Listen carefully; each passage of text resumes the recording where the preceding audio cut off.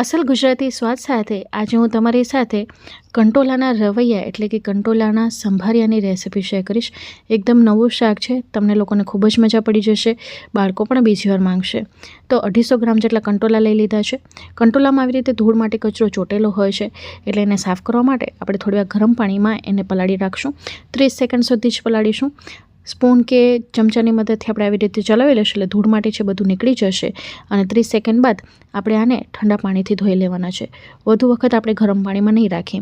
આવી રીતે ગરમ પાણીથી ધોવાથી એનામાંથી ધૂળ માટે કચરો બેક્ટેરિયા બધું નીકળી જાય છે. હવે કંટોલાની પસંદગી કરતી વખતે આવી રીતે દરેક વખતે કૂણા જ નીકળે ને એ માટે તમારે શું કરવાનું, એના ઉપરના ભાગને દબાવીને જોવાનું. અંદર એ સોફ્ટ લાગે તો સમજવાનું એ કંટોલા કૂણા નીકળશે. તો બધા કંટોલા તમારા છે ને કૂણા જ નીકળવાના છે, એમાં લાલ કે પીળા નહીં નીકળે, વધારે બિયાવાળા પણ નહીં નીકળે. જો આ ટીપનું તમે ધ્યાન રાખશો તો જે લાલ અને પીળા કે ગઢા બિયાવાળા હોય છે ને ખાતી વખતે વધારે કડવા લાગે છે, એટલા માટે.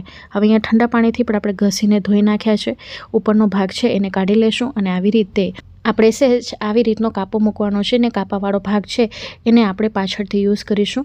અને આ બિયાનો ભાગ છે ને એને આવી રીતે સ્પૂન કે ચાકુની મદદથી આપણે સ્ક્રેચ કરીને કાઢી લેવાનો છે. આ જે બિયા છે ને કૂણા છે એટલે આપણે એનો ઉપયોગ આગળ કરીશું. તો આવી રીતે બધા કંટોલા સાફ કરી લીધા છે અને આ બિયા અને કંટોલાની જે ચીરી છે ને આગળ આપણે વાપરીશું. 2 મીડિયમ સાઇઝના ટમેટા લીધા છે, જેને ખમણીની મદદથી ખમણી લેશું ને આ જે છાલનો ભાગ છે ને એને આપણે ઉપયોગમાં નહીં લઈએ. હવે એક મિક્સર જારની અંદર 2 મોડા મરચાં, 1 તીખું મરચું અને 1 નાનો ટુકડો આદુનો લીધો છે. એની આવી રીતે પેસ્ટ બનાવી લેવાની છે. તમે આ ખમણીને પણ ઉપયોગ લઈ શકો છો. આ 1 ચમચી જેટલી આપણી આદુ મરચાંની પેસ્ટ નીકળી છે. હવે આ જ મિક્સર જારની અંદર 1/4 કપ જેટલી ખારી શેંગ લીધી છે. તમે શેકેલા સિંગદાણાનો પણ ઉપયોગ કરી શકો છો. 1 ટેબલસ્પૂન જેટલું ટોપરાનું ખમણ લીધું છે. સાથે આપણે આ શેકેલા તલ લીધા છે 2 ટેબલસ્પૂન જેટલા, અને સાથે આપણે બેસન નાખીશું. તો બેસન અહીંયા કાચો જ છે. 3 ટેબલસ્પૂન જેટલું મેં બેસન લીધો છે.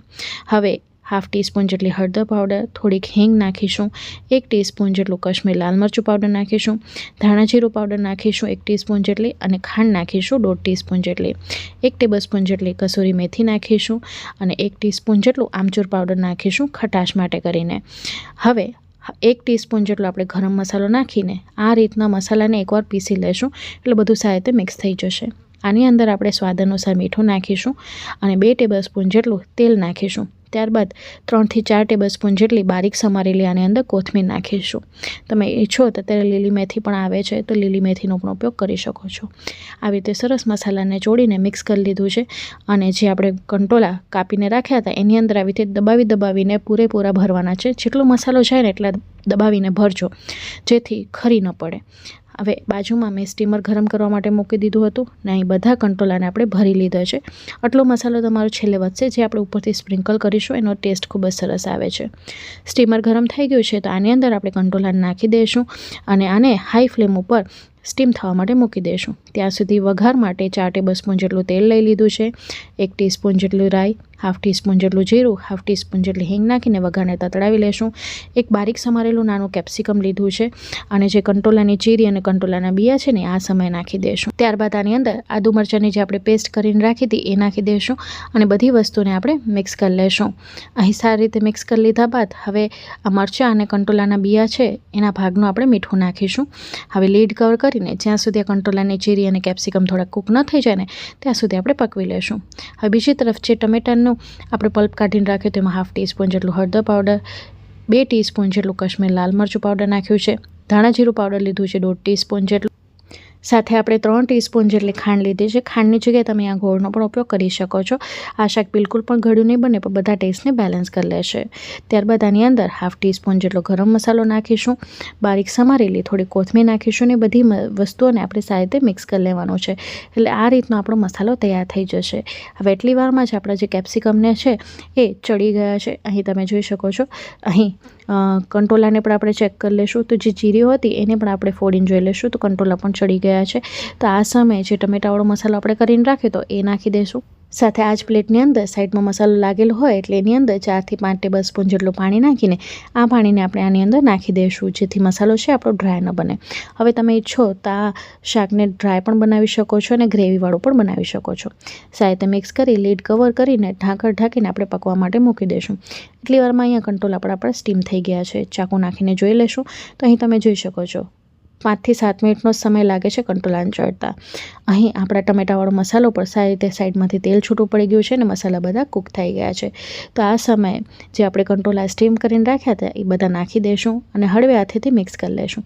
હવે જો તમને આ ગ્રેવીવાળું શાક પસંદ હોય તો આ સમયે તમારે આની અંદર પાણી નાખી દેવાનું. હવે જે કોરો મસાલો આપણો વધ્યો હતો એ ઉપરથી આવી રીતે સ્પ્રિંકલ કરીશું.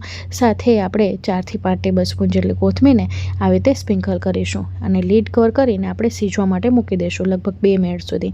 હું અત્યારે આ કોરું શાક બનાવી રહી છું. તમે ગ્રેવીવાળું બનાવવું હોય તો અહીં પાણી નાખી દેવાનું.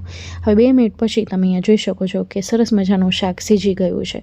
અહીં તમે બાજુથી જોઈ શકો છો ક્લોઝ લુકમાં કે કેટલું સરસ આ કંટોલાનું શાક થયું છે. બાળકો પણ બીજી વાર માંગશે, ખાતરી સાથે કહું છું. અને આ શાક બિલકુલ પણ કડવું નહીં લાગે. ત્યારબાદ છેલ્લે આની અંદર અડધા લીંબુનો રસ નાખીશું અને બધું મિક્સ કરી લઈશું. હવે જો તમને ગળ્યું શાક પસંદ હોય તો છેલ્લે આ સમયે 1 ચમચી જેટલી તમે ખાંડ પણ નાખી શકો છો. હું અત્યારે સ્કીપ કરી રહી છું કારણ કે મસાલામાં આપણે નાખેલું છે. સાથે મિક્સ કરી લીધું છે. હવે જે લોકો નોન ગુજરાતી વ્યુઅર્સ છે મારા, એમના માટે ઇન્ગ્રેડિયન્ટ લિસ્ટ મેં નીચે ડિસ્ક્રિપ્શન બોક્સમાં મેન્શન કરેલું છે, તો તમે જઈને ચેકઆઉટ કરી શકો છો. બાજુએથી તમે જોઈ શકો છો ક્લોઝ લુકમાં કે કેટલું સરસ લબાબદાર શાક તૈયાર થયું છે. ફ્રેન્ડ્સ, તમે મારો વિડીયો કયા ગામ, કયા શહેર, કયા મેગા સિટીથી જોવો છો કમેન્ટ બોક્સમાં લખજો જરૂરથી, જેથી મને પણ આનંદ થાય કે મારો વિડીયો ક્યાં પહોંચ્યો છે. હું ફરી પડીશ આવી જ નવી રેસિપી સાથે. ત્યાં સુધી આવજો.